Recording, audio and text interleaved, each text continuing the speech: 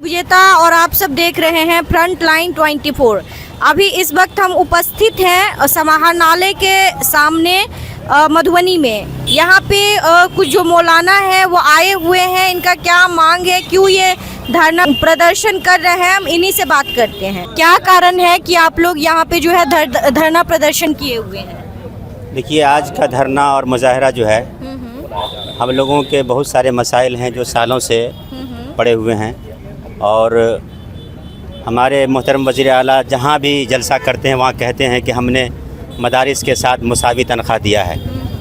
लेकिन अफसोस की बात है कि या तो हमारे मोहतरम वज़ीर आला को गलत रिपोर्ट दी जा रही है या फिर ये है कि कोई बहानाबाजी की जा रही है।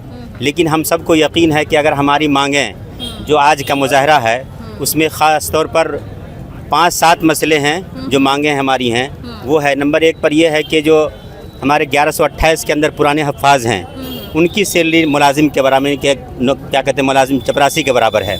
उसमें हमारी ये है कि मौलवी के बराबर उनकी तनख्वाह दी जाए।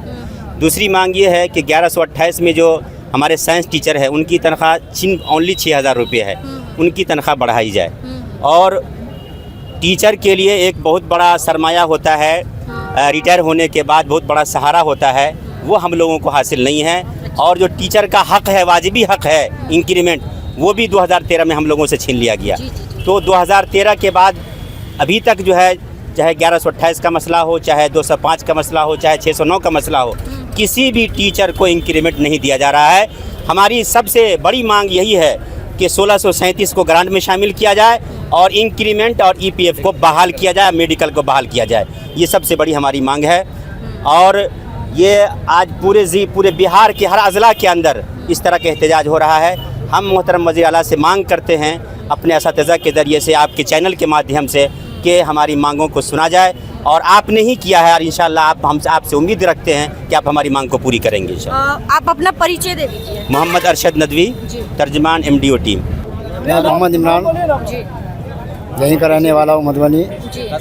और आपके चैनल के माध्यम से मैं कहना चाहूँगा कि काफ़ी दिनों से, तकरीबन 14 साल से हम लोग इसमें जूझ रहे हैं। 14 साल से हमें वेतन नहीं मिला और सरकार से हमारी ये मांग है कि 14 साल हो गए, हमारे बच्चे और हम सब भूखे मर रहे हैं। कोई पुरसाने हाल कोई देखने वाला नहीं है। सरकार का कोई नुमाइंदा हमारे पास नहीं आता, न सरकार हमें देख रही है। लेकिन नीतीश कुमार जी, माननीय मुख्यमंत्री जो बिहार के वज़ीर आला हैं, इनका बड़ा एहसान है कि इन्होंने हमारे 1128 मदरसे को, है ना, 6ठा वेतन, 7वां वेतन, 609, 205 मदरसे को इन्होंने पास किया, जिसे वेतन मिल रहा है। उसी में का छोटा हुआ, यानी 2460 मदरसा कुल हैं, जिसमें 814 को तनख्वाह दिया। 1637 की फ़ाइल अभी भी पड़ी हुई है जो मदरसा बोर्ड में धूल चाट रही है।